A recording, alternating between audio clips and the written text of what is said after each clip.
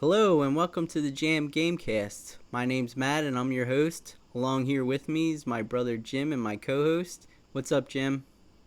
Hey Matt, how you doing? I'm good. How about yourself? Pretty good. All right. Well, tonight we don't really have any specific topics that we scheduled for or picked out that we want to talk about. So we're just kind of calling this episode our freestyle episode. We're just going to talk about anything that comes to mind, consoles, games, news, anything like that. So Jim, I'll let you start it off. Anything that comes to mind that you want to talk about? Oh yeah, definitely. This is a topic I know that you're aware of, being a fan of retro gaming and retro consoles. That is the new Atari console that was announced. I believe it was at E3, called the Atari Box. Yeah, this thing looks interesting. And what's interesting about it is that nobody really knows what it's going to be. Oh yeah, totally. I mean, there's so much speculation out there. Is it going to be something that's current, going to be playing new games that are specifically made, or is it just going to be Atari's version of the NES Classic? Yeah. And I mean, they did come out with like a statement. I don't know specifically what it says off the top of my head, but the indication from that statement sort of was that it's gonna play the classic Atari games, but it's also gonna play new games. And not only is it gonna play new games, but they kind of gave the indication that they're gonna compete with the current gen technology or games or whatever. Um, but yeah, I mean, I don't know how they expect to compete. Yeah, that's a very bold statement to come out and say that you're going to compete with it. Two highly established consoles in regards to the PlayStation 4 and the Xbox One, and then also the Nintendo Switch, which is gaining a lot of popularity. Um, it's going to be difficult to overcome those three and really compete. But I think that there might be a market out there for people that are that grew up, maybe their first console was an Atari Box or an Atari Pong system rather. Yeah, and I think there's definitely, like you said, there'll definitely be a market for it. I mean, there's still, lots of retro classic gamers that are totally into the Atari. Um, so yeah, there'll definitely be a market for it. But I mean, as far as competing goes, I mean, I don't, I don't, I just don't see how it's possible. I mean, they haven't made any consoles since what the mid '90s. Yeah, with the Atari Jaguar. Yeah, I think that was it ran from 93 to 96. Yeah, and that thing, I remember when that thing came out. I thought the thing was cool, and I remember I wanted one at the time. Although I guess it's good that I didn't get one because it didn't last very long. And I don't think there's many games for it. It's something now that I would love to get if I could find it. But usually when you see them, they're pretty pricey. But the I just remember too the controller for that thing was nuts. It was like I guess your basic controller, but then they were still trying to do the whole number thing where they had like, 1 through 9 and then 0 as well. And like, I guess like different, like you could input different codes for different games or whatever, which is like totally an old school thing. Like, ColecoVision, early days of like, of video gaming. So yeah, by the mid '90s, I don't know why they were still trying to do that. Oh wow. But yeah, I mean, they've also, kind of along with this statement, they've also released photos of the console as well. There's two different versions of it. Yeah, I've seen that photo, and I would say that both versions are, really cool looking, very, very sleek, very interesting, designs. Yeah, definitely. I mean, they both definitely look cool. Like they have the old school retro wood grain one, and then they have the sleek looking, black and red one. Um, which would you say you have a preference of one that you would rather pick up if you were to get this? I would say, regardless of cost, and I have my pick between the two versions. I would definitely go with the retro wood grain, console, just because that's how the original Atari consoles were. Jim throwing it out there old school. Do you probably don't even do you even remember our Atari? Were you were you even born yet when we still had that thing? I vaguely remember seeing an Atari growing up, but I don't know if it was ours or if it was just like randomly someplace I saw an Atari system. Okay. Well, we definitely had one that our uncle gave to us. But I mean, of course, before we had a Nintendo or anything like that.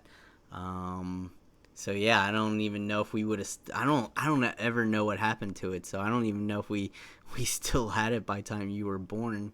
Um, but yeah, I mean, as far as which one I would pick up, I mean, for me, it would probably come down to price. If there's a price difference, I'd probably go for whatever one's cheaper because I like both of them. Or, it might depend on which one I can find. Like, if these things are in heavy demand and they're hard to find, whatever one I come across first might be the one I purchase. Kind of like the Nintendo Switch. I had a hard time finding Nintendo Switches, and I came across the all black one first. In fact, that's still the only one I've ever come across. So I mean, I liked both of them. I liked the neon one and the all black one, but I just happened to find the all black one, so that's the one I bought. So the same thing would probably come into play when it came to the this Atari box. Oh yeah, definitely. I definitely know what you mean there, and I feel like that the wood grain version would probably be in higher demand than the black and red one. So the black and red one, just going based off of that assumption, would probably be more readily available to people. Yeah, you're probably right. The wood grain one would probably be more popular than the black and red one. Um, Now, how as far as games are concerned, like, do you have any thoughts on what it's gonna be? Because I mean, if you look at those pictures, you don't see any cartridge slots. I mean, and as far as I can tell, there's no like nothing that looks like you where you could input a disc or anything like that. Now, granted, it could be like a tiny little, cartridge like the Vita or the Switch or something. So it could be on the back of the thing or something like that. But, any thoughts in regards to that? Well, I mean, there's obviously I guess the route of the SNES Classic and the NES Classic coming, preloaded with a certain amount of games.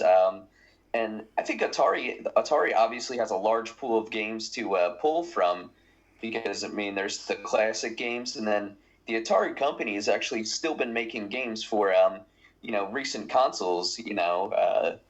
In past years.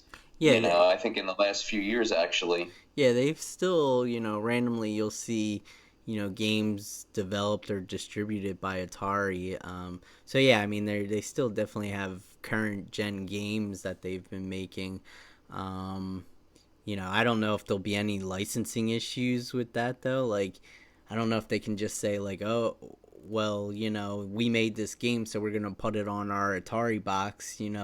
Whereas, there might be some sort of licensing issue with like the other, consoles that that game originally, was put out on.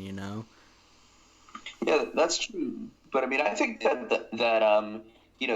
fact that they have that they have experience making current gen games might lead into the fact that that there could be brand new games coming out for this Atari box.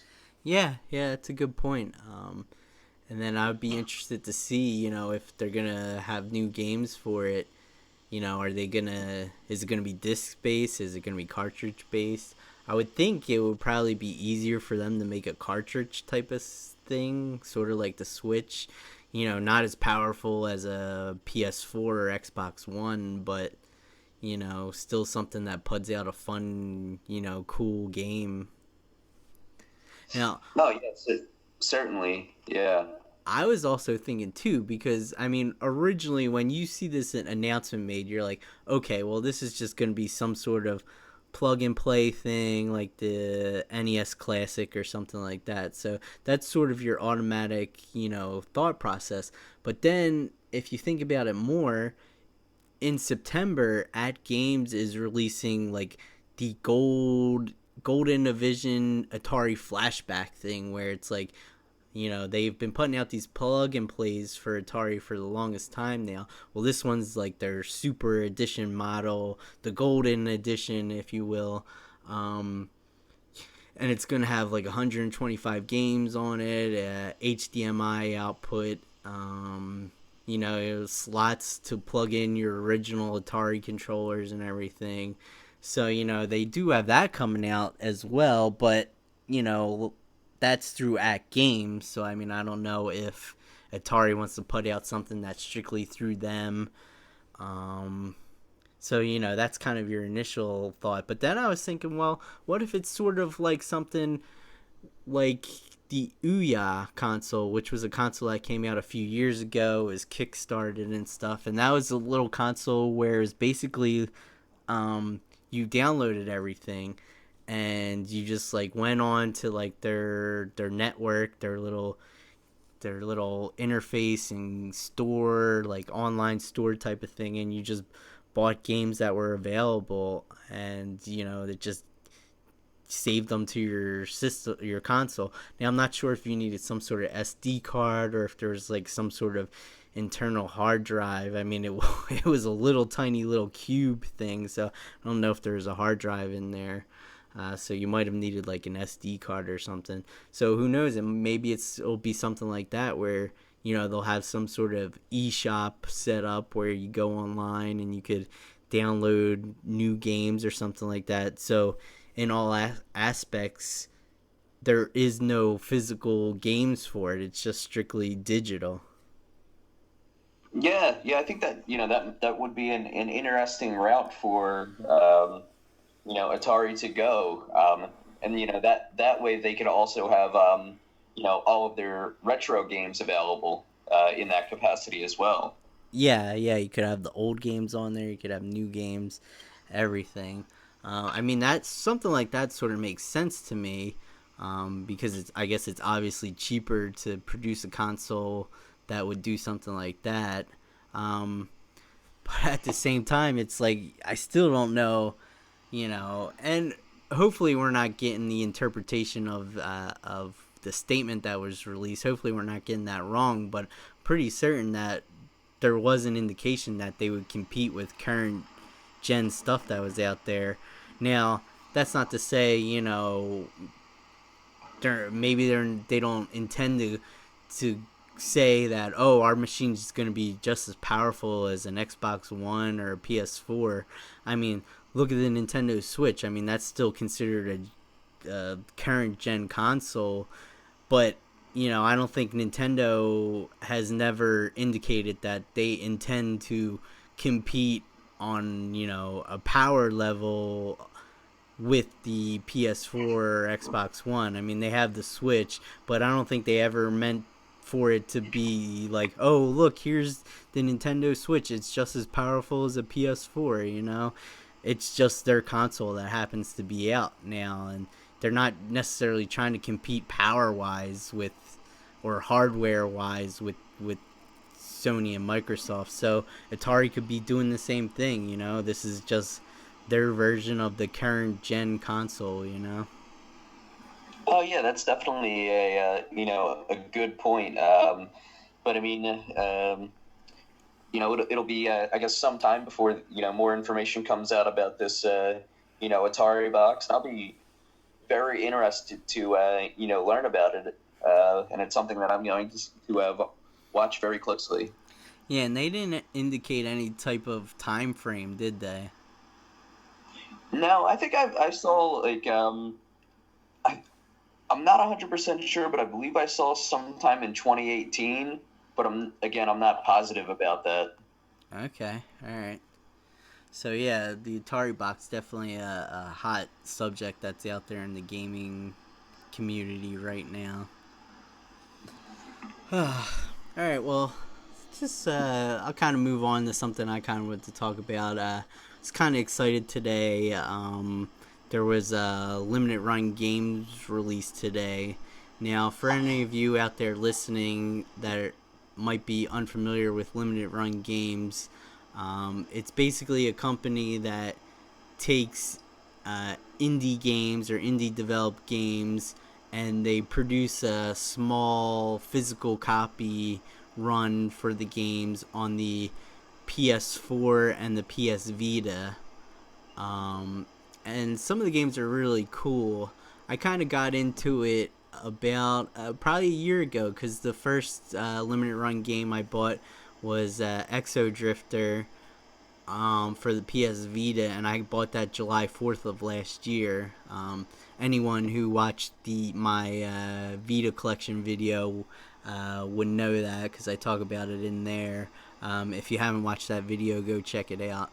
But um, they came out with they released a new game today, and it's a game called Ocean Horn. And I'm really kind of excited about this game uh, because it's an RPG, um, and I usually tend to try to get any RPG that limited run games releases. That's pretty much all I pick up from them now. And it's been a while since I bought a limited run game. In fact, I can't remember the last one I did buy before this one. They haven't released any RPGs lately, so yeah, this one came up for sale today. I think it was limited to 3,000 copies. So we're lucky enough that we're on the East Coast, and Limited Run Games, I believe, is based on the East Coast as well. So it releases here at 10 a.m. every morning. So not too bad for us on the East Coast. I know people on the West Coast have a hard time though because that's like what 6 in the morning for them. So they have to like, 10 a.m. our time. yeah. Yeah, I think it's 7 a.m. or so.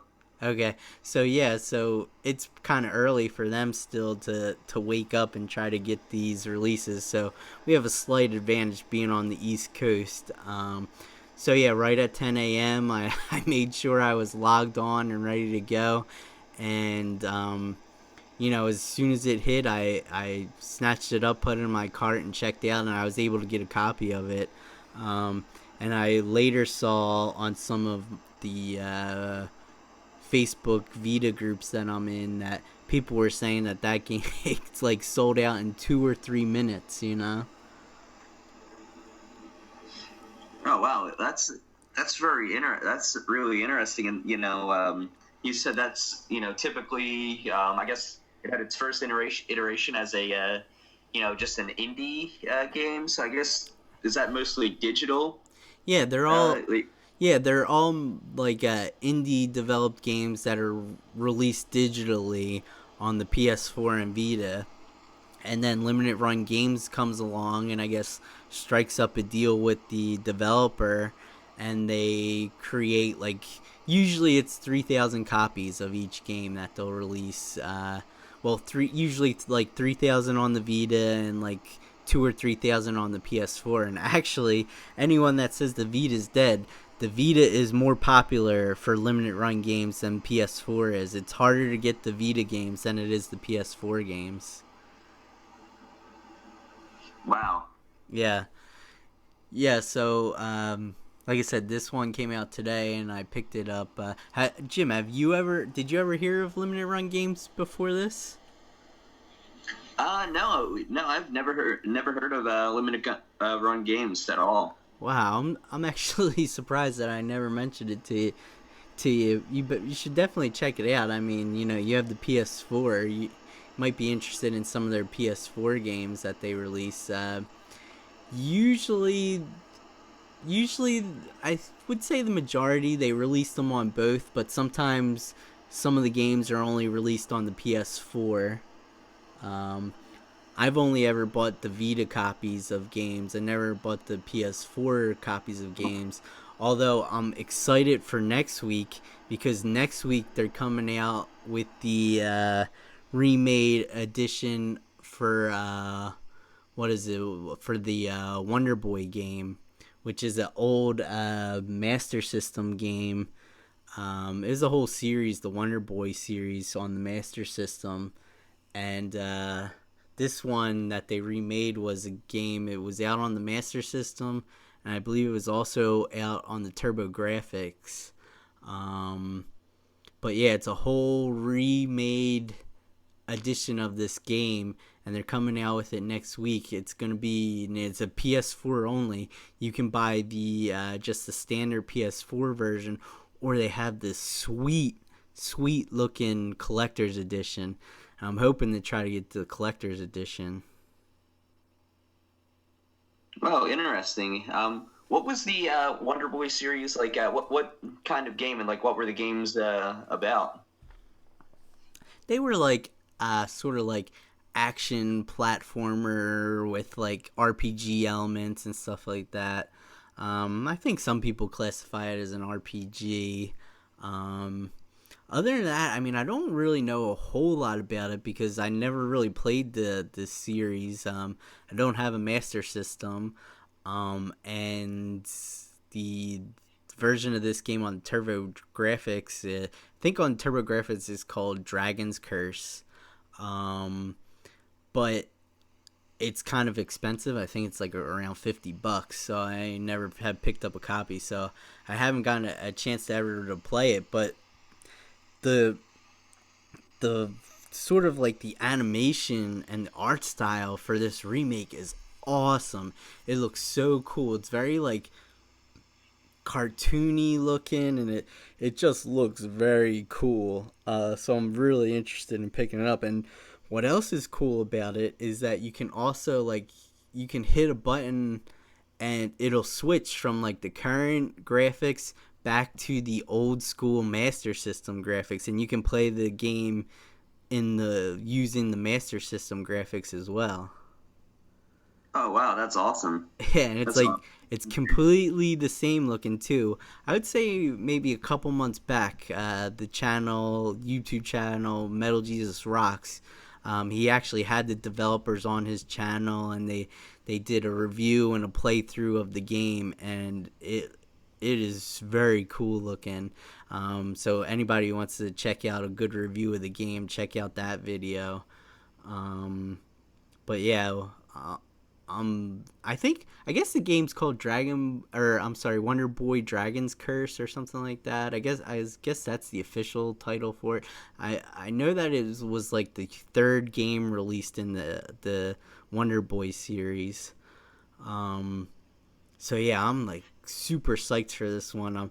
I'm thinking though it might be I'm hoping that it won't be too difficult to get unlimited run games next week just because it seems like I think it's going to be very popular, and they seem to go fast when the games are when there's a lot of interest for the games. Although they did make more copies than they usually did. I think there's 5,000 standard edition copies available and 3,000 collector's editions available. So there is a little bit more available than there usually is. I mean, I'll be happy if I get the standard edition. I'll just be happy to get an English release of the game. Um, but if I can get the collector's edition, I'll be psyched for that as well. But yeah, limited run games is very cool. I really dig what they're doing. Some people have an issue lately because some people complain that they don't make enough games and they sell out too quickly. I personally have never had an issue trying to get a game that I wanted on release day.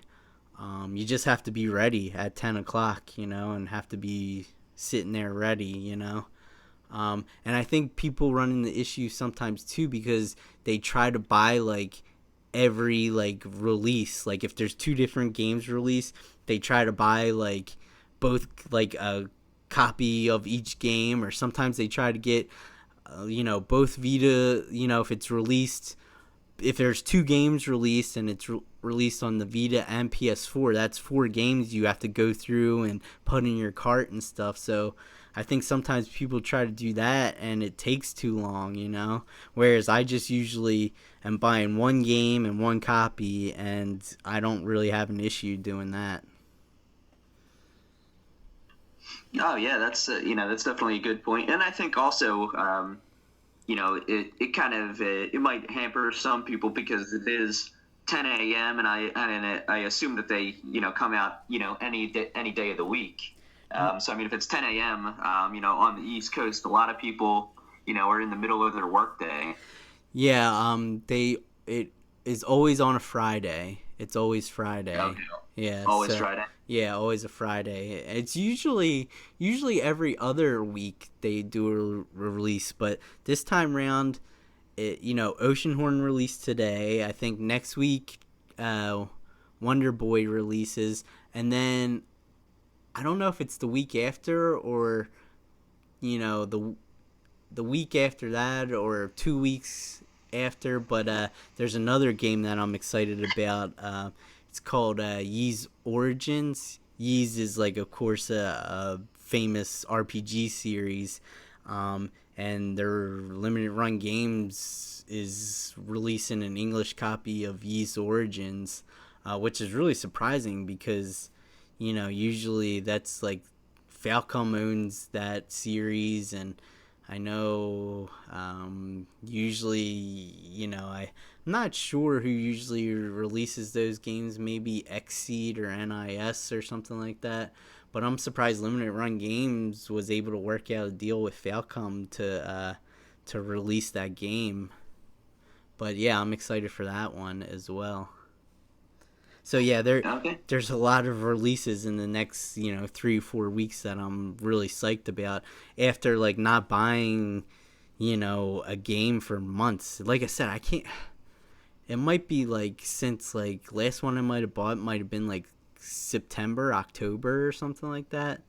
So yeah, and then all of a sudden in August, there's all these games I want to get from them. Oh wow. So how long do games usually sit on the website for? It sounds like that. A lot of these games are a hot commodity as soon as they come out. But are there games that seem to sit there? For somebody that I pose the example, isn't available to be online right at 10 a.m. and maybe they can't do it until their lunch. Not really. They do 2 releases. They do a release for the East Coast. They do a release at 10 a.m. and then they release a second batch at 6 p.m. Okay. So usually the 10 a.m. usually they I don't know how when they decide they're gonna sell out. I don't know if they do a half and half. But like I said, it's usually within a few minutes the games are sold out at 10 a.m. And then at 6 p.m. you might see the game sit around for maybe like if it's not a real popular game, you might see it sit around for like a couple of hours after the game releases. I think once or twice when the games weren't really that popular at all, I've seen it still available the next day. But any further than that, I've never really seen it last. Or I've never really seen the games available after that point. Now, limited run games usually have a stock that they keep, I guess, for themselves to give out. Like, for example, at Too Many Games, limited run games had a booth there, and they were selling copies of some of their most recent releases. So they always have a back stock of them as well.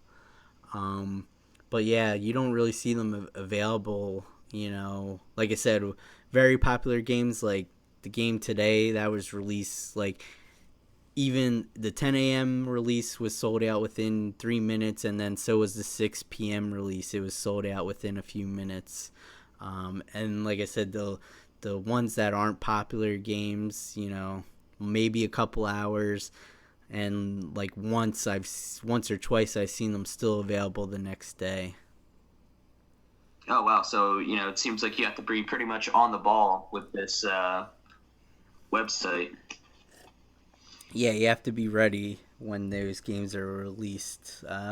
But then, I mean, you can always find them on eBay. But again, the popular games go for a lot of money. In fact, just for my wedding anniversary last week, my wife bought a copy of Saturday Morning RPG for the Vita, which was Limited Run Games number 3 release. So it was the third game they ever released. They released it on the Vita and PS4, and it's one of the ones that's more popular, and people really want to try to find it. And if you look online, I don't know how much she got it for. I didn't ask, but if you go on eBay and look at sold listings, it's listed anywhere usually between like $70 to $80, just to kind of give you a ballpark of what the more popular titles go for on the secondary market. Something not as popular might go for between $25 and $30. Oh wow! So Yeah, it's pretty pretty good website, good place to get to go get games. But if you're not on the ball, you might have to dig into those pockets a little bit. yeah, you might have to eBay it. Yep. But yeah, I definitely suggest for anyone out there, check out Limited Run Games. It's a cool website, and it's sort of like a gateway to like ever since like I found out about limited run games. I found out about like all these different like sites that get like exclusive releases for games. For example, there's limited run games, there's Play Asia's website. They get certain limited editions for games. Um, there's what's it? Some sort of signature games where you can get the developers' autographs on the game. I think they're sort of like a subsidiary of Limited Run Games. I think they're are they or maybe they're not. There is one that's out there. Or I think no, I'm sorry, the one I'm thinking of. There's a site called uh, God, I just had it in my head. Special Reserve Games. I believe they're sort of related to Limited Run Games. I believe. Um, the Signature Games is a UK based company and website, and they release games that are signed by developers on their website. So there's all these different like limited run type of websites out there that I found out about, and it's kind of it's cool, but at the same time it's expensive. Yeah, yeah. I definitely hear that on the expense part. Yeah, but I usually try to stick to I'm RPGs, so anything that they release RPGs I'm usually into. Anything other than that I'm not really usually interested in. Okay. All right, well, I've kind of babbled on about limited run games for a little bit now. Jim, is there anything else that you want to talk about on this freestyle episode? Yeah, there was just something I obviously have to mention. This game series being I would say my favorite game series. That is the trailer that dropped at D23 for Kingdom Hearts 3. I'm not sure if you saw that yourself. Oh yeah, of course I saw it. Everyone's psyched up about the Toy Story level. Oh yeah, when I saw that, I was like, I was ecstatic because ever since there was rumors and hints of a Kingdom Hearts 3, people have been talking about possible worlds, and since Disney fully acquired Pixar, that's been all the talk. Toy Story World, possibly an Incredibles world. So it's really great to finally get that confirmation that Sora and friends will be embarking to Andy's room, and meeting up with some of the great Toy Story characters. Yeah, and you know what was cool about that trailer, if you noticed? that the graphics of that look just as good as any of those Pixar movies looked, any of the Toy Stories looked. There are this Toy Story movies. The game graphics look just as good. Oh yeah, totally. That's another thing that I've been wondering about. Ever since I played that Kingdom Hearts 2.8 game. When I got the little taste of Aqua's story continuation. The graphics for me from that trailer are 100% great looking. They're really up to my standards. You know. Okay, so So I mean, go ahead. go on. No, I was just sort of gonna say, like, now you mentioned the worlds. Obviously, we know that there's gonna be a Toy Story world, and I've heard some other podcasts and stuff like that sort of speculate or kind of talk about different worlds that they would like to see. What are some Disney property worlds that you would like to see in Kingdom Hearts 3? Well, I mean, there's been some worlds that have already been I guess confirmed through trailers, and that's Olympus Coliseum, which has been a mainstay in the Kingdom Hearts series Yeah, since the that's been in beginning. both the mainline games. Yeah, and then there's been confirmation via trailer that there's actually going to be a Tangled world. Okay. However, that trailer was released back in 2015. So that's 2 years ago now. So you never know, what has been changed and what's come about in the game's development since then. Right, Um, right. and then I also did hear confirmation about a Big Hero 6 world, Oh which that's yeah, yeah. I've heard that yeah. as well.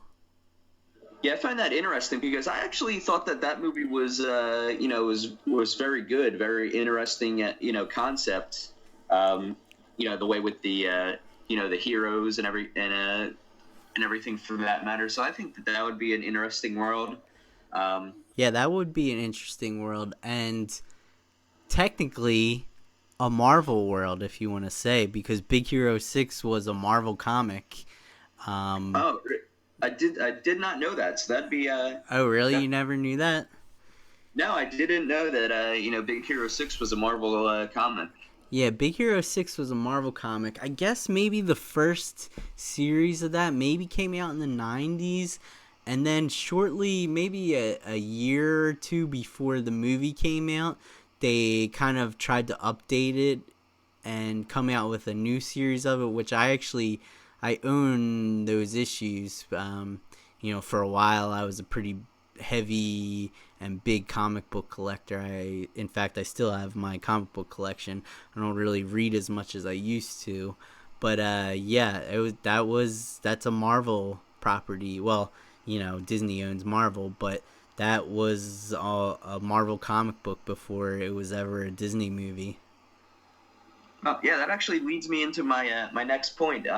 There's been a lot of speculation, again with Disney acquiring these properties, of people saying that they want or speculating that there might be specific Marvel worlds or a Marvel world or a Star Wars world now. Um, Actually, from my standpoint, I would not want to see like Iron Man or Hawkeye or Captain America or a Jedi in a Kingdom Hearts game. It just wouldn't fit in my mind. Yeah, I kind of understand what you're saying because to me, Star Wars and Marvel to me is kind of like a separate.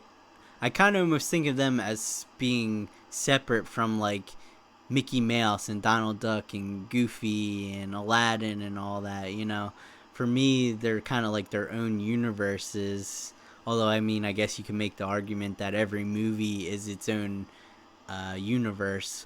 But to me, it's sort of like they're their own separate entities. And to me, it would be kind of weird to see them in a Kingdom Hearts game. I mean, I would I would love to see a Marvel. I mean, there are Marvel Universe games, although there there was some deal that was just struck that Square's going to be developing some Marvel games. But to me, Marvel and Star Wars kind of works better as their own series of games, and as opposed to trying to bring them into the Kingdom Hearts universe. Yeah, definitely. That's a that's a great point. In regards to other worlds that I would like to see, I'd actually like there's some games from the previous, or there's some worlds rather from some of the previous games that I want to see return. I was always a big fan of the Halloween Town worlds. I know that you weren't a big fan of those. Yeah, Was I think we talked about that on our episode where BioPhoenix was on. I think we talked about that, and God, Yeah, I still that song. It just brings chills to me. To this is really, yeah. Because Halloween. that's one This of the things that I liked about that world. I think that music's awesome. yeah. Um, but I mean, I'd actually, wouldn't mind seeing, some worlds from some other Pixar movies. Like I mentioned, The Incredibles. I think that would really, fit very well. And with The Incredibles 2 finally being released, within the coming years, I think that'd be a great fit. Um, Yeah, I think The Incredibles would be a decent world, and I mean they're superheroes, so I mean it's a Disney thing, and then like we were just talking about Marvel superheroes. So in this case, you get the whole superhero vibe thing, all the action that comes along with superheroes, but it also kind of fits more into a Disney universe type of thing. oh yeah, definitely. And then there's again another classic world I would like to see is maybe like to see Aladdin, or as it's called in the game, Agrabah. Yeah, that was in both games, right? The Kingdom Hearts 1 and 2 wasn't Agrabah in there. Yes, yeah, it was in Okay. both games. Well, you see, but you're just talking about stuff that was already done. I want to hear. Well, you did say The Incredibles, but I want to know what worlds that weren't done. I want to know those worlds that you want to see in the game. You said Incredibles, which I agree is a good one. Any other ones? Um, yeah, I don't really have any other worlds that I want to see. I know that there's probably a contingent out there that wants to see a Frozen world. I was You know, just just gonna I was just gonna Frozen bring is up the the all Frozen world. powerful. Yeah, I was just gonna bring this up, and I've heard people talk about this on other podcasts. I mean, personally, I don't. I mean, I guess it might make for an okay world. I guess you could have Olaf in there or something like that. That might be cool. But I just part of me doesn't can't picture it being a fun world to play in for a Kingdom Hearts game. But that movie's so popular. I don't know how you don't put it in there. I mean, Yeah, definitely. That's per- why personally, I think Tangled is a much better movie than Frozen, and I think it would be a better world because I mean they had Flynn Rider, and then you had all like when they go to the tavern, all those like rough and tumble looking criminals and stuff that they actually turned out to be nice guys, but that all those characters could make for interesting gameplay and an interesting world. So I think Tangled would be more interesting than Frozen. yeah, I definitely I think the Tangled level will be a lot better. I mean, although there's probably an argument to say that depending on if there was a Frozen world, who like usually when you go to a Disney world in the game, the main character from that movie becomes like part of your party. So the possibility for a Frozen world would mean that you might team up with Elsa, and she has her ice powers, which I could see those being pretty cool if they do it right. Yeah, that could be. You would maybe have Elsa, although what didn't it show for the Toy Story world? And I think I heard this discussed on another podcast where in Kingdom Hearts 3, some of the gameplay seems to indicate that you're gonna have Donald, Sora, and Goofy, but then at the same time get another two additional party members that are gonna be like they're all gonna be there at the same time. In games past, you usually had to pick like, okay, I'm gonna have Woody come in for Donald, so you had Sora, Goofy, and Woody. Or whoever it is, for example, Halloween Town, you had Sora, Jack Skeleton, Goofy, and Donald, and you could only have three out of those available members, and Sora had to be there. So you had to pick Sora. Well, Sora's in your party, but then you had to pick, okay, am I going to pick Goofy and Jack, or am I going to have Donald and Jack, or Donald and Goofy, and forget about Jack Skellington? But I thought I heard that there's some sort of indication that you're going to be able to play with Sora, Donald, and Goofy, and then on top of that, there's going to be two additional people they're just all there fighting at the same time. Yeah, I did see that. In some screenshots, from the trailers that they kind of slowed down. I guess people slowed down the battle scenes and really looked at the screen. Yeah, And because some of them were you had Sora, Donald, and Goofy with all their health and magic indicators there, and then you also had I saw Buzz and Woody. yeah, Were up there as I was well. going to say the same thing. I think there's screenshots that show Donald, Sora, and Goofy, but then also Woody and Buzz there fighting as well. So I think that's a little bit more cooler. I think that's cooler than the old way. Because I used to Yeah. hate having to sub someone in and out. That always did stink because you wanted Aladdin in your party, but do you substitute Goofy's wild attack power for Donald's magic power?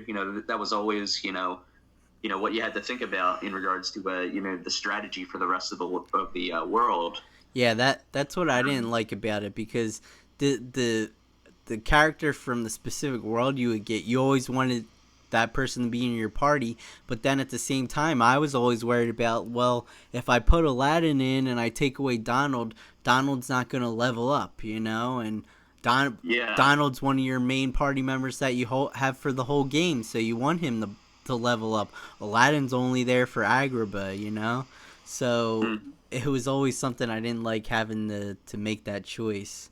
So I think that would be a welcome addition for me. Yeah, and it seems like I was just thinking that this might be for special occurrences, or for rather like boss battles, or like big, like large battles that Woody and Buzz might join your party for, or they could just be as a part of your party for the entire duration of the world. Right.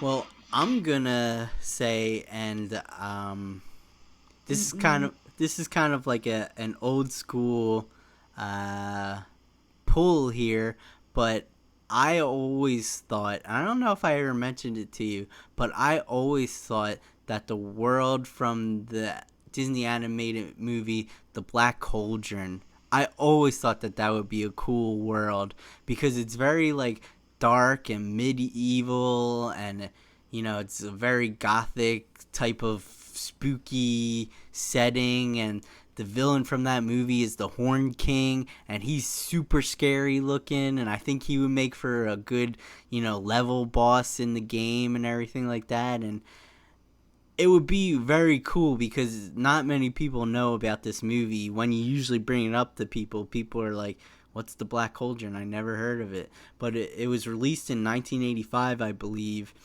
and it was the first Disney animated movie to receive a PG rating instead of a G rating. Okay, yeah. See, I've heard of the Black Cauldron, but I wasn't really too familiar with the story, or who the villain was or what the premise was, until you just went over it there. But yeah, I would have to agree. That sounds like it would be very cool. And you're not too familiar with Kingdom Hearts Dream Drop Distance, are you? The one that came out for DS, No, and that was yeah. I know of the There was game, but actually I never played it. yeah, there was actually some pretty cool worlds in that game as well. They actually did a Fantasia world, so they did harken back to a classic Disney movie. Oh yeah, You know, did they have Chernobog in it? yeah, Chernobog actually was in it. Was he in the first game as well? I think that he was, wasn't he? Yeah, he was like you had to fight Chernobog like in the middle of fighting Ansem at the end, Okay. Yeah, I like thought that. randomly you show up to Chernobog, I believe. Okay. Yeah, Or he that. was like the boss right before Ansem, I think. Yeah, I think you fought him right before Ansem, and I remember you were like floating. You weren't on solid ground. You were like floating through the air and everything. Yeah. Yeah, I can see Fantasia kind of being a cool little world to play in. How Yeah, about, I mean, I was just trying to think of like current Disney movies, but I mean, you know, there's the whole Disney, vault to pull from in regards to possible worlds. yeah, I mean, you could do, Sword in the Stone. You could do a Robin Hood. The animated Robin Hood, where Robin Hood was, a fox and Little John Yeah. was a bear. You could do something with that. That would probably be cool. Yeah, and there's also the Jungle Book as well. Yeah, the Jungle Book could probably make for a cool world. Although they did do a Tarzan world, didn't they? And I would Yeah, imagine there that was they, a Tarzan world. yeah, I would imagine that they're both the jungle. So, Yeah, but I think I think your point about the Sword and the Stone is a very good one, and I think there is a chance because Merlin has appeared in the main two games in the series. yeah, Merlin has been in the game. So why not have the entire world in there? You could have, something to do with Excalibur. And you, King Arthur and a young King Arthur, but King Arthur, and that could make for a cool world. Yeah, and they always try to go and and you would have Madame Mim as well. Oh yeah, she would be a cool villain to fight against, and Hmm. doesn't she turn into a big dragon at the end and everything? Yeah, yeah, kind of Maleficent esque there. Yeah. Um, has there ever been a Snow White world? Yeah, there's there was a Snow White world in Kingdom Hearts Birth by Sleep actually. Okay. So yeah, another game I haven't gotten to around the plane yet. Okay. Yeah, so I think there's a lot of options out there, and I would like to see them dig a little deeper and kind of maybe come up with some more random, old school, nostalgic worlds than just to the classic ones where you're like, okay, Frozen probably, Yeah. any of the Pixar stuff, and then I hate to see them recycle so many worlds so often. Like, you know, one world I didn't like, and I hope that it wouldn't make a reappearance, but I didn't like the Pirates of the Caribbean world. I think that was what, the second game? Yeah, that was Kingdom Hearts 2. Yeah, I didn't like that as well, and I was going to make the point that I think in regards to the Kingdom Hearts series, they should keep it towards like animated movies, whereas Pirates of the Caribbean was live action. I really didn't think that for me that's part of the reason why it didn't fit. Yeah, I kind of agree with that, but then at the same time, I like the Tron world, so Yeah, that's true. Yeah, the Tron World was who know? Maybe you could do a Tron Legacy world, because they did. that's actually been done. Which game was that in?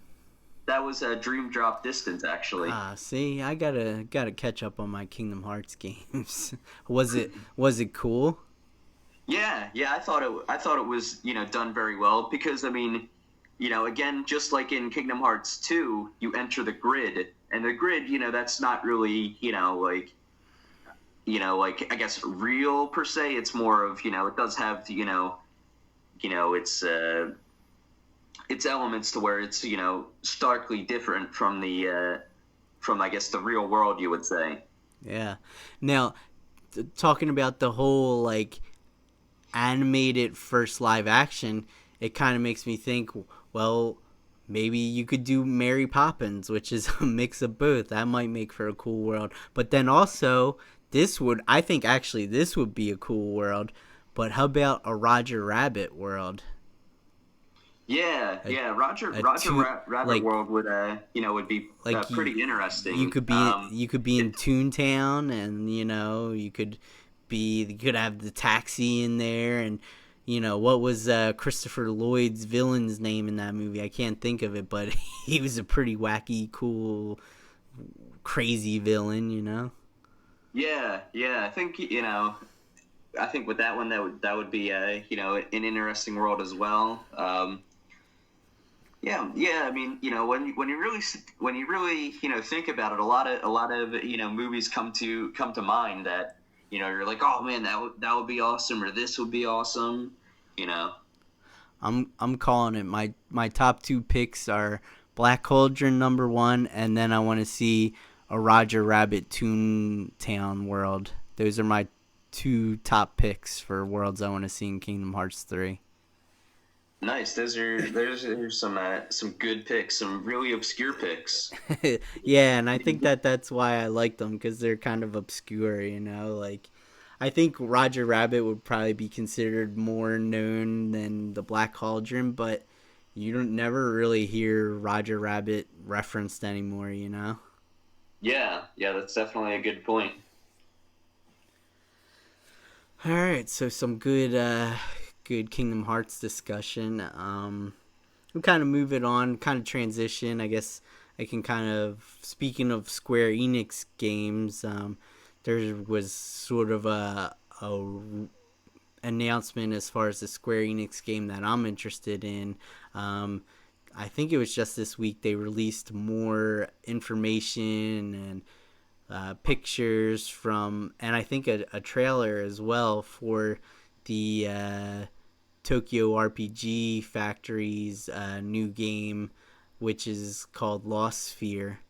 Um, I think they announced a release date. I'm not 100% sure, but I think it was January 23rd, which I'm excited for this game. I actually pre-ordered it for the Nintendo Switch, and actually, it was actually the first. That's actually the first pre-order I ever made for a game.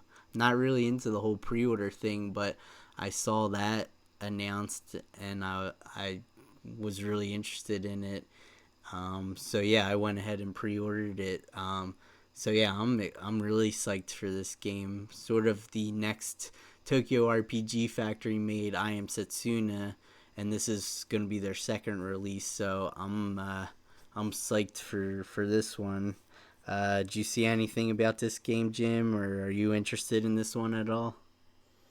No, I haven't seen too much about this game. I think the only references I've heard is actually from you, but I haven't seen too much of it as of yet. And this strictly on the Switch, or is it getting a release on PlayStation or Xbox as well? I believe it's going to be released on PS4 as well. So the Nintendo Switch and PlayStation 4. But I chose to go with I chose to go with the Switch version just so I could have that option of, taking the game with me somewhere. No, yeah, that's a great point. But yeah, I'm excited for this one. And talking about, I pre-ordered this one, and then just a couple weeks ago I pre-ordered another game, And this is another website. I didn't mention it earlier. And in fact, I can't think of what the website's called, but it's another website where they get limited, they do like a limited release for a game. They've mainly done PS Vita games. They did, they previously did Shovel Knight on the PlayStation Vita, and now they're doing a game, another indie developed game, and it's a really popular RPG that I never really heard of before the this site announced that they were releasing it. And I did some research, watched some trailers and stuff, but the game is called Undertale. Have you ever heard of this one? No, I haven't heard of this one either. It's a cool little RPG where the graphics of it, like the animation style of it, it kind of reminds me at least, it reminds me of like The Simpsons kind of. It kind of gives me that Simpsons vibe. Um, and it's kind of cool. Like, it's an RPG, but then like if from what I understand, you can get up to some of like the boss battles, and then the boss battle might take you in, and it might be like all of a sudden it's like sort of like a shooter, and you have to like beat the boss by like playing like a shooter type of game or a shoot 'em up type of game. Or it might be, I think also some of them might be like a rhythm game where you have to like hit a button at a certain time and stuff.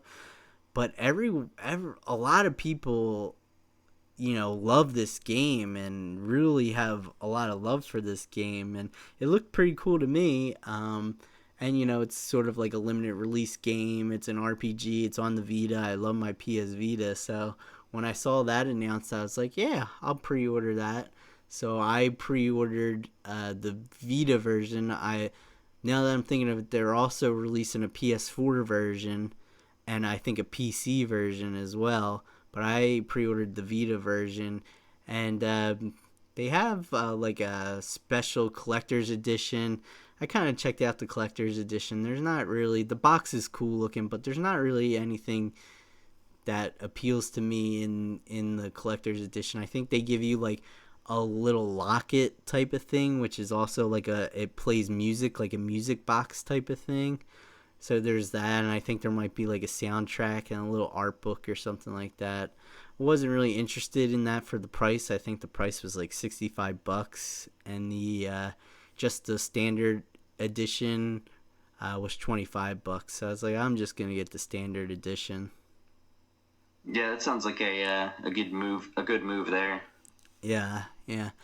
But yeah, I'm kind of excited for that pre-order.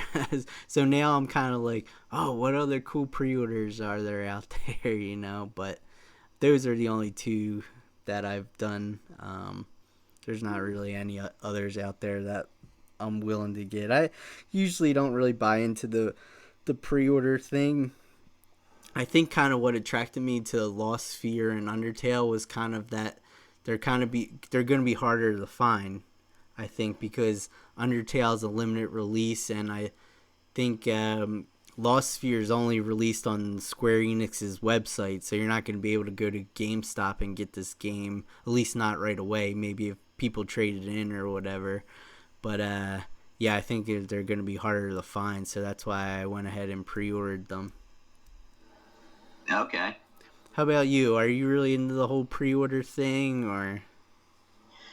Not really. It's not really anything that I've done as of yet. You know, I'm actually, I actually might do that for a game like Kingdom Hearts 3 when it comes out.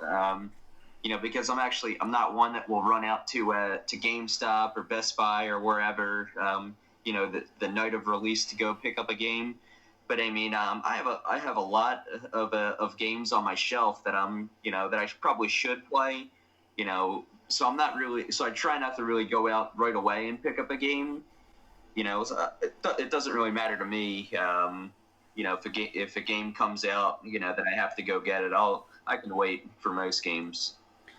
How about, you're not going to pre-order, and because you know that they're going to come out with some, like, cool, like, big box collector's edition for Kingdom Hearts 3. You're not going to get the big collector's edition for it? No, I mean, I've actually not really been interested in, in any collector's editions of games. For Fallout 4, I'm not sure if you ever saw this a couple years ago when Fallout 4 came out. They released a special edition to where you could get, what they call in the game a Pip-Boy, which is basically like a computer, like a personal processing computer that you wear on your arm. Yeah, Um, I have seen that. Didn't it like not work correctly though, and that's why people didn't like it? Yeah, I'm not sure. It was supposed to be like something to where like you could like basically like a phone case that you could wear on your wrist, and there were some apps that you could download to go along with it. Okay. Um, but I mean, yeah, I mean, So it was now a fancy phone case. pretty much.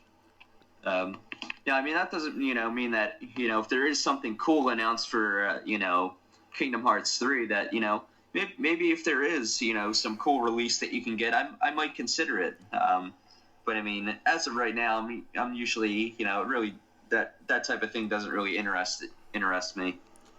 I found myself, and kind of the reason why I brought it up is lately I found myself kind of being more interested in them, but I kind of am only interested in them if they kind of come with something that's cool to display. Like I recently bought, and I think I talked about on a previous episode, but like I recently bought the Mighty Number Nine collector's signature edition or whatever it was, and it came with like a cool figure with it and everything.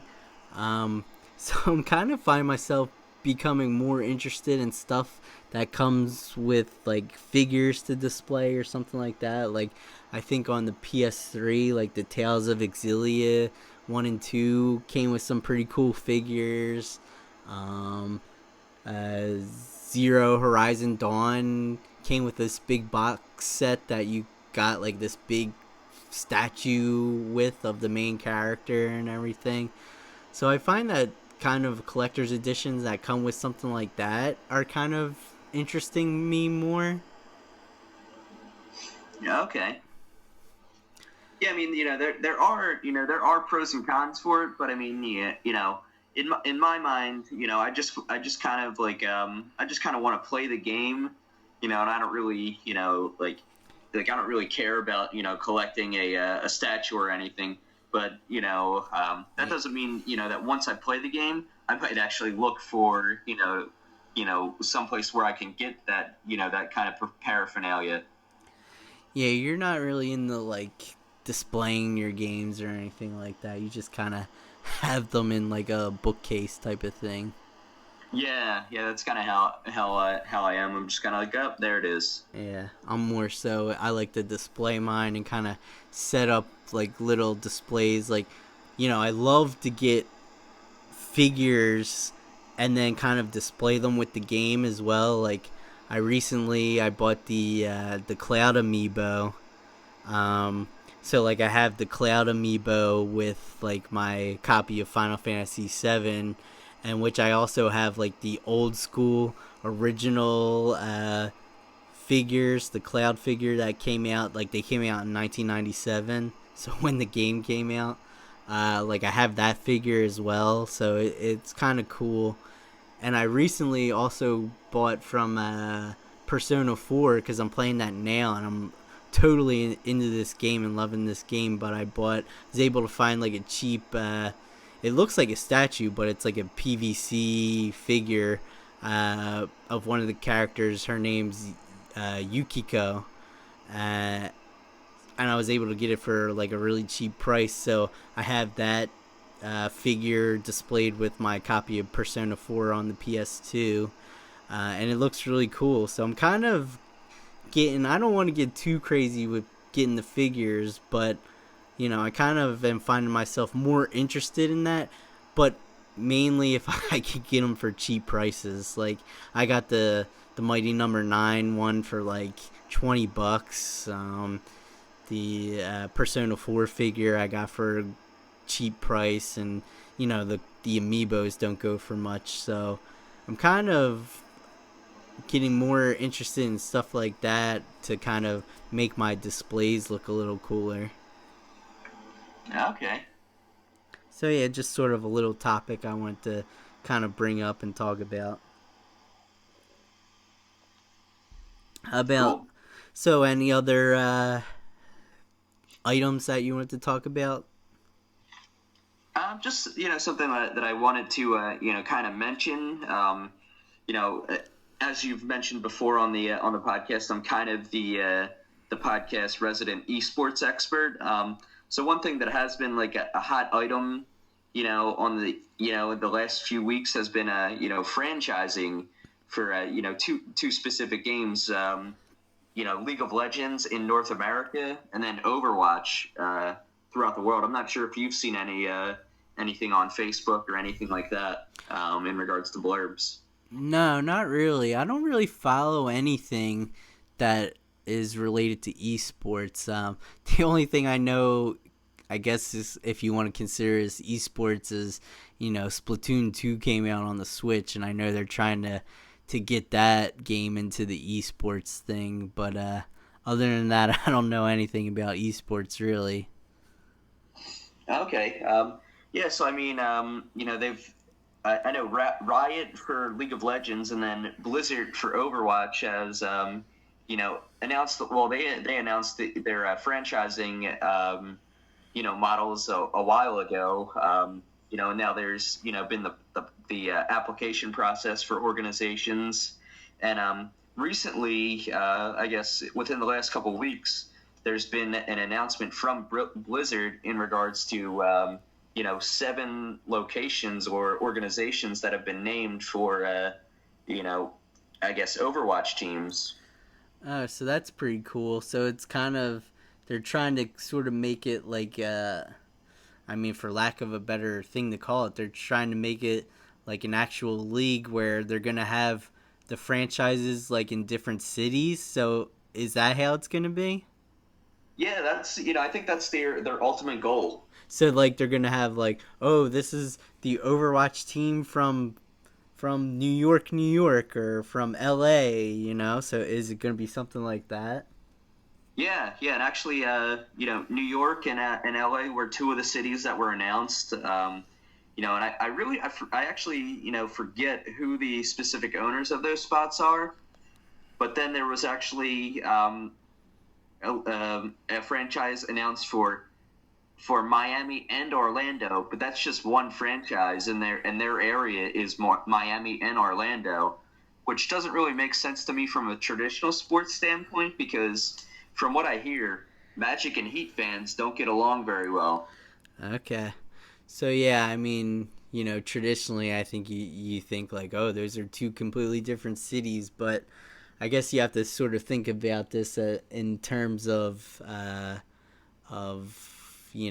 an esports team, so you have to kind of build your fan base up first, so Yeah, they should just call them the Florida team, like they do that in sports, like the Florida Panthers or the Texas Rangers, like they don't yeah, necessarily have to give them a city. They could call them by the state. They could be yeah, the Florida Overwatch team. yeah. And I actually don't think that the geographical location should be in the team name at all because I just think it's it's weird, and because I think esports is its own animal, and it would just be weird to per se say like the Seattle Cloud Nines or something like that. That just doesn't ring to me. See, As it would just to say Cloud Nine. yeah, and I see what you're saying, and I understand what you're saying, but I think from a marketing standpoint, I think you might have to do that because in America we're so used to that type of thing, and I mean all throughout the world, I guess you're used to that. You're just used to a sports team being associated with a city, whether Yeah, it's you're talking baseball, where it's the New York Mets or the New York Yankees, or if you're talking soccer, Manchester United, Manchester City, Liverpool, it's all associated with cities. So, I mean, I understand what you're saying. Like, oh, they should just be called Cloud9, and it's the Cloud9 Overwatch team, But I think from a marketing standpoint, I think you would be more successful, and I think you would make more money if you attach like a city to the name, where you're the Seattle Cloud9s, whereas people that are not necessarily into esports might kind of be like, oh, hey, that's the Seattle team. I'm from Seattle. I'm going to check this out. Oh, it's pretty cool. I'm going to buy their t-shirt or jersey, whatever it be. I'm going to buy their hat, So I think you Yeah, I might. think that's totally the model that that they're going for in this case. But I mean, like I guess I've like from the what I've seen of esports and kind of like my depiction of it in my mind is more of like I still kind of view it as like being underground and not being like that negative in a negative way, more of like that's what makes it cool, like in regards to like esports tournaments, like say like you and three of your friends are good at Halo and it's like, hey, there's a tournament in our city, let's show up there, and like because they have an open bracket, and there's a chance that we could play through the open bracket and end up playing like the best team in Halo. So that's kind of like how like the FA Cup is in the English Premier in English football, to where like a local town team of a group of guys could end up playing like Man City or something like that. Yeah, that's true, and that's a good point. And I see what you're saying. Like, you could just be like, "Oh, this is our team." We're not necessarily from a certain place, but I mean, at the same time, the argument is like, well, all those little teams that you're talking about in, English football, I guarantee they're all still in their name. They still have wherever they're from in that name. It Oh yeah, totally. might just be some little town in England somewhere, but I guarantee that that's still part of their name. Oh yeah, yeah, totally. But And I mean, I think the key though is that you're talking about like, oh, it's underground and stuff. Well, that's sort of the problem. They don't want to yeah, be underground anymore. They want to be mainstream. And I think part of becoming mainstream is maybe you have to start associating these teams with the cities where they're located in. yeah, and I mean, I think and like part of like the underground portion of it was like, I think like is the open bracket tournaments, and I mean there hasn't really been too much information that came out about it yet, but I mean like will Overwatch and League of Legends franchising kind of eliminate those factors to where like like I said, like a group of friends just kind of like says like, hey, let's register for the tournament and Right. show up to wherever it is. Right.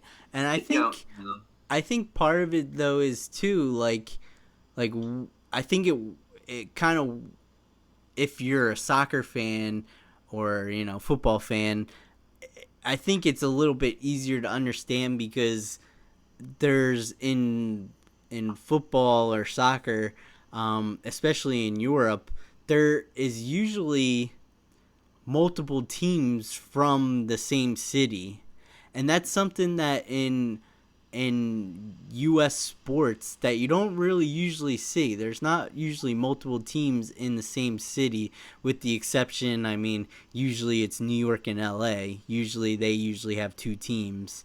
yeah, There's the Mets and the Yankees. There's, the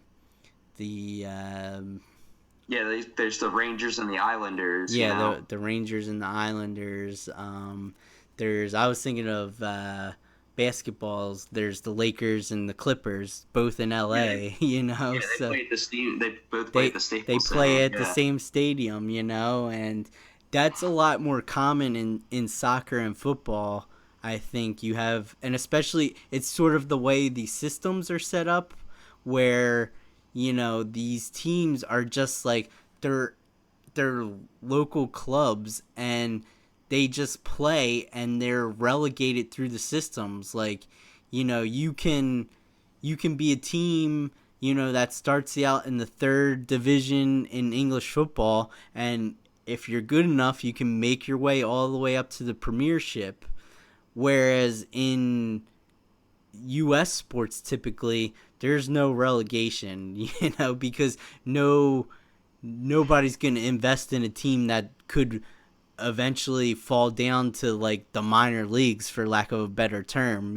So if the New York Mets play horrible and they're the worst team, they're not going to be relegated to the minor leagues. They're always going to be Yeah, that's they're that's the always going to be the top team. Whereas in soccer or football, except in the MLS, there's relegation where, if the team plays bad enough, they're not going to stay in the top league. They're going to move up and down. So I think maybe esports might work better if they sort of take a format or a structure format that's sort of similar to that, where you have relegation, and like you could have two teams from Seattle, but the better team is in the top tier, or they could both be in the top tier league. Yeah, I think it's matter. It's a matter of they have like these slots, and there's not really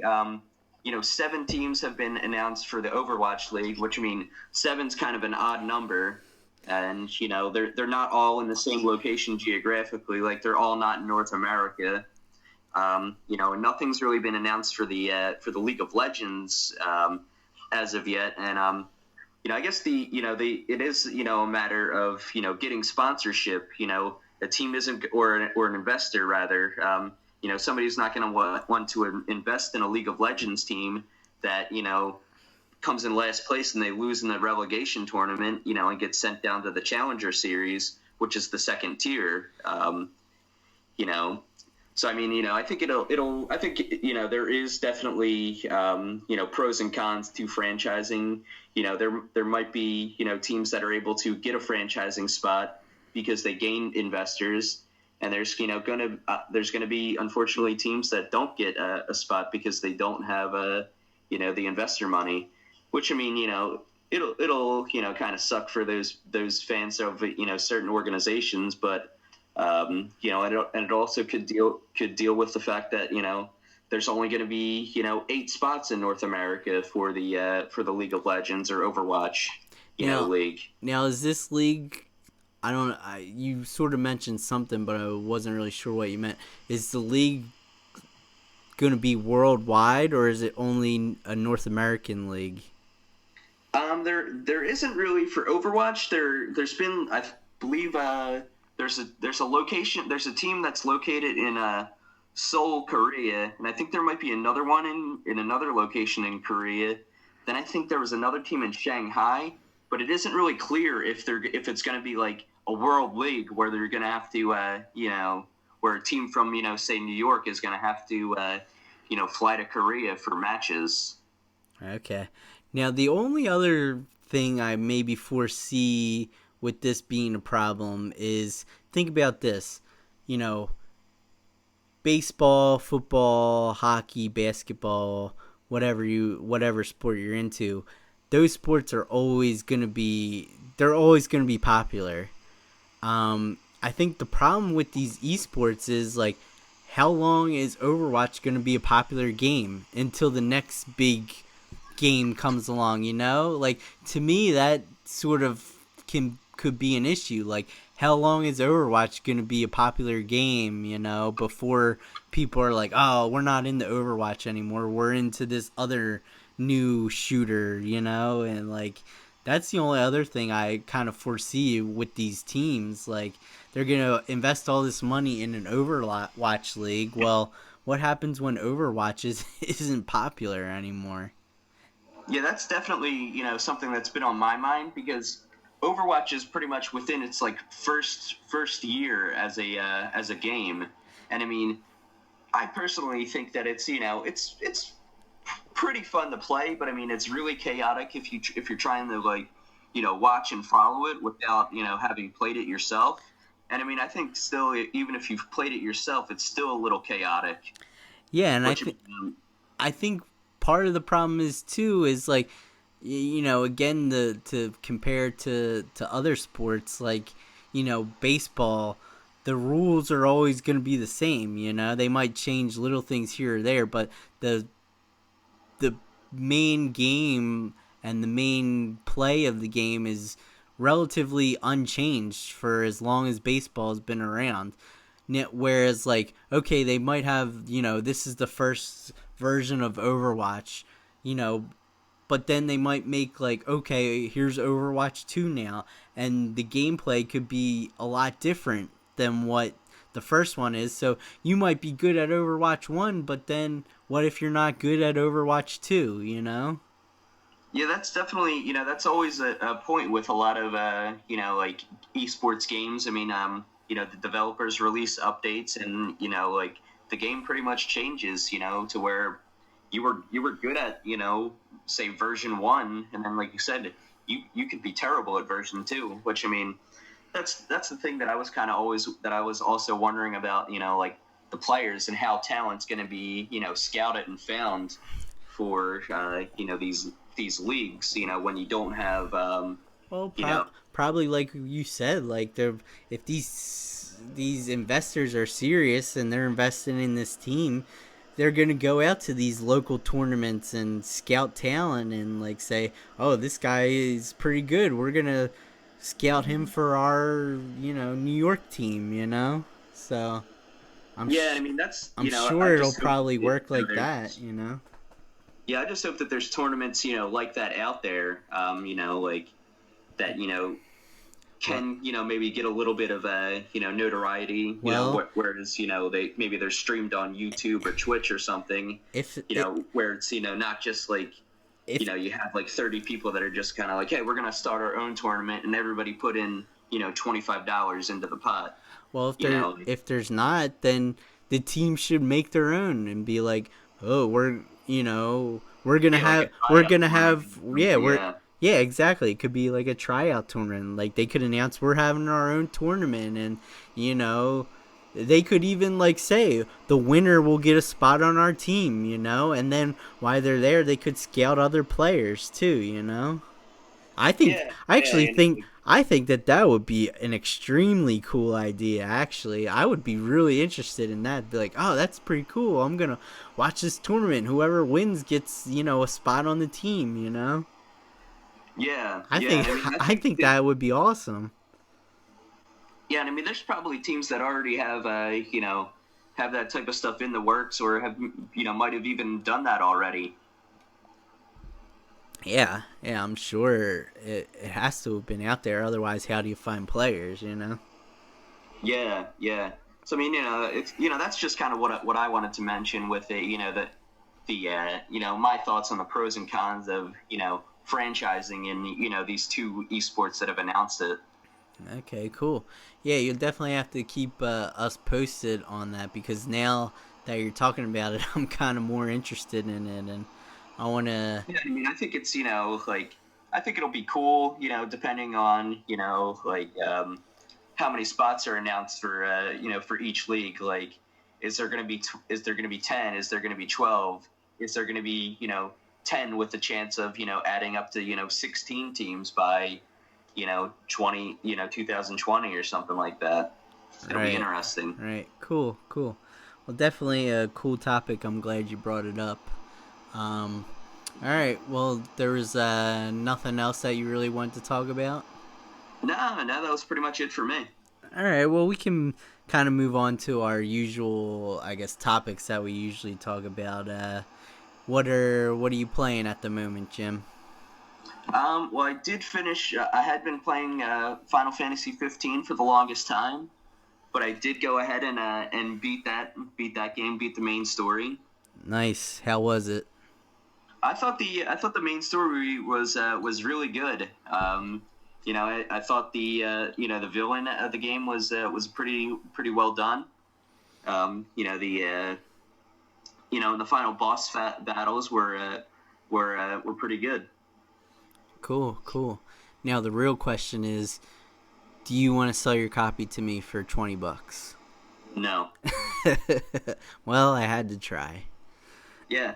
And I actually I actually went on and purchased the season pass as well because there were a couple side story Oh DLC yeah, that they released, and they're I did releasing get like the there's two of them released right now, and I did go ahead and get those and play those as well.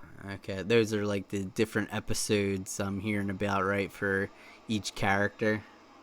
Yeah, I played episode Gladio, which is kind of like the bigger guy that has like the giant sword, and then I played episode Prompto, which is focusing around the blonde haired guy.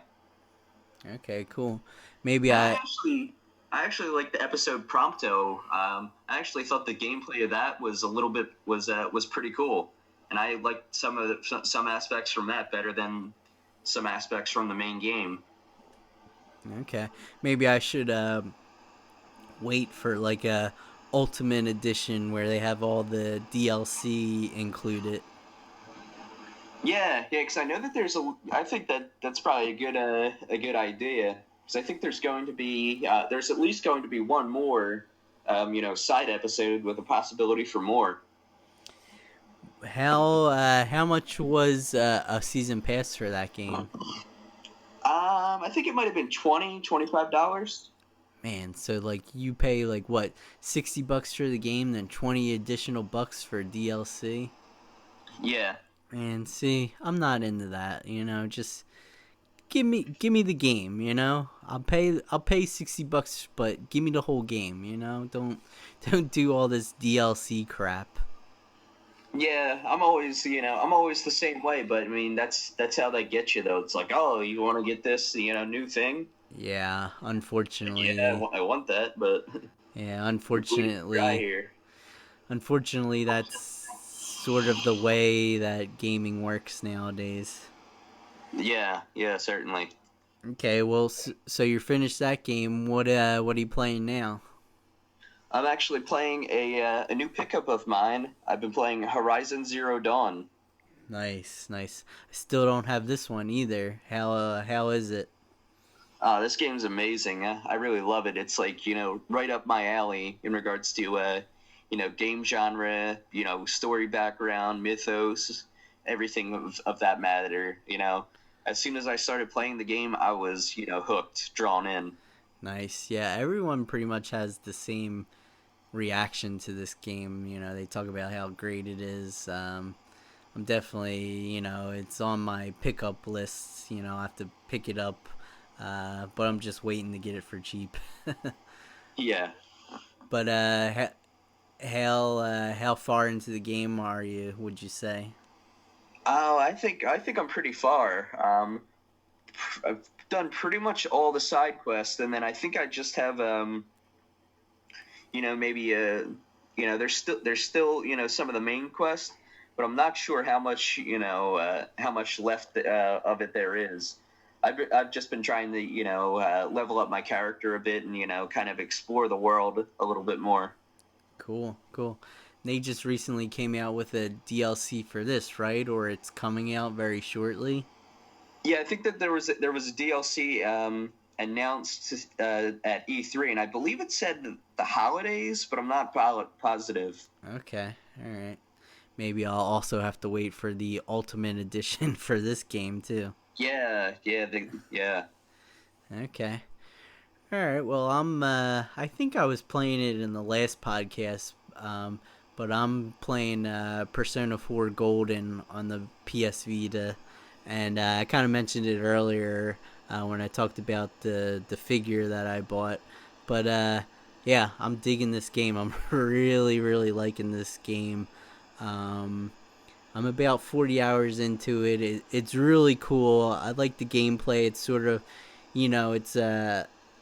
it's based in like a modern day city in Japan, and you kind of go around the city. You go to school. You have stuff that you can do, like you can study. You can go to the library. You can sign up for one of the sports teams. I signed up for the soccer team. I'm on the soccer team. Um, you can, hang out with friends and get your driver's license and, you know, take a ride to the beach or go see a movie and stuff. It's actually really cool. Um, I'm really digging the modern day setting, and the game is really cool. I'm liking the gameplay. It's a whole like murder mystery story too, which is really interesting. Although I was recently listening to a podcast where they, without warning, they spoiled the ending, so I know who the killer is. Um, Oh man. Unfortunately, yeah, I was kind of mad because usually those podcasts, usually the podcasts are pretty good about saying okay spoilers, but yeah, they just kind of blurted it out, and I was like, well, that ruined that. But the actual person was on my suspect list anyway, so I was kind of heading towards that direction. But like I said, I'm 40 hours into it, and it kind of goes by months, and it's like the story takes place within a whole year, and the game starts out in April. And I'm in September now in the game, so I still have a decent ways to go. Uh, but yeah, I'm really enjoying this game, and this game is definitely going to be in my top 10 JRPGs, and I wouldn't be surprised if it landed in my top 5 as well. Nice, nice. Yeah, yeah. So that's all I've been playing. I haven't played anything else. All right, we'll move on. Recent pickups. Well, I previously mentioned, Horizon Zero Dawn. And then you kind of you know about this since you sold it to me. I picked up a Nintendo Wii. Yeah, yeah. I recently picked up a Wii at like a garage sale, and I have my main Wii, and then I have one that was modded with like a bunch of Super Nintendo and NES ROMs on there. So I have that one, and then I have like another three just sitting around. So I kind of offered one to Jimmy, and he took me up on it. Yep. Yeah, so I went out and I picked up or I ordered a game rather. I ordered Pokemon Coliseum, which is actually a game that came out for the Nintendo GameCube. Um, and it kind of has elements of like Pokemon Stadium for the N64, and also elements of the Game Boy games, because there is a story mode to this game, and I did hear that you capture Pokemon. I'm not sure if it's in the traditional way or how it is actually, but the fact that it's it was a console game where you could capture Pokemon really drew me in. So I'll be very interested to play it, and Yeah, to go along with it. I went out and picked up a GameCube memory card and a GameCube controller as well. yeah, for I'm sure everyone out there listening knows that on the original version of the Wii, you could play GameCube games on it, and it had slots for the GameCube controllers and memory cards. So it is backwards compatible where you can play GameCube. But I'm interested to hear about this game when you start playing it, because I always wondered, because people always say how there's not any Pokemon games on like the main consoles, but there's this game, and like you said, there is a story mode. So I'm interested to see, like, well, is it a traditional Pokemon game, or what's the deal with it where people don't consider it a traditional Pokemon game on a console, Yeah, definitely. That's what I'm going to be interested to find out, because there is a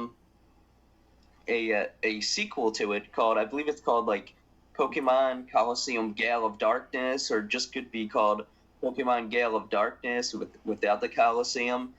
I'm not 100% sure on the naming wordage. Okay. All right. Any other pickups?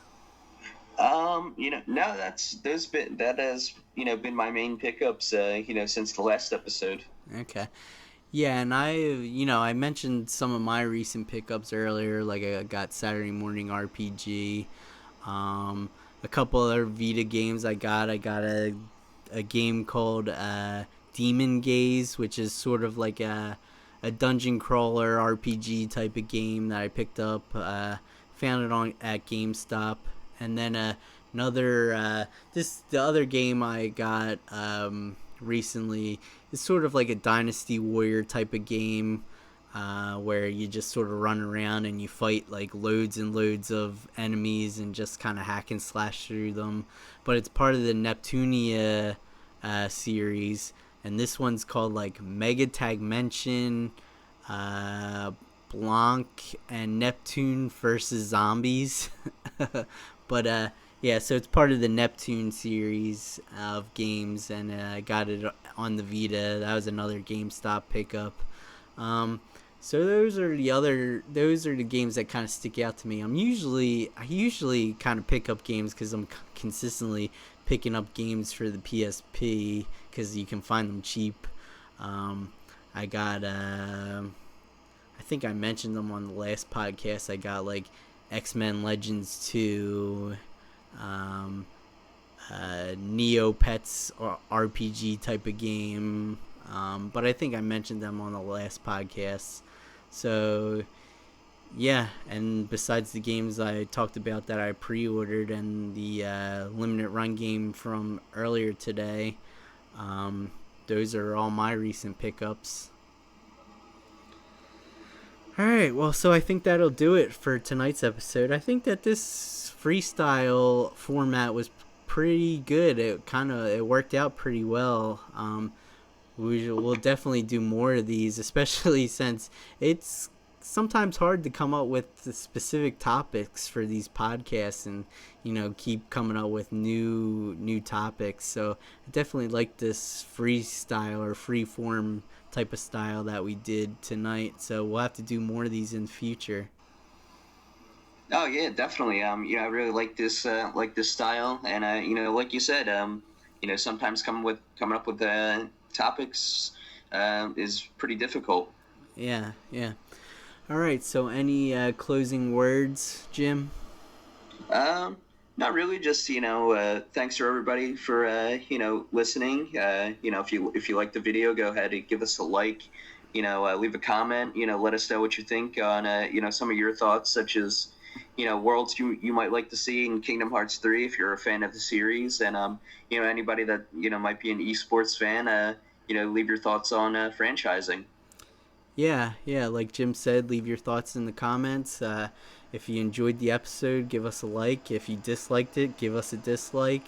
And if you want more content from us, and are interested in future videos, subscribe to us. Try to put out podcasts every other week, and I'm trying to do more collection videos to fill in the weeks where we're not podcasting. But I will be going on vacation soon, so there might be a little gap. But yeah, that's what's coming up in the future. So stay tuned for more stuff. So until next time, enjoy your evening or day whenever you're listening to us, and we'll see you next time.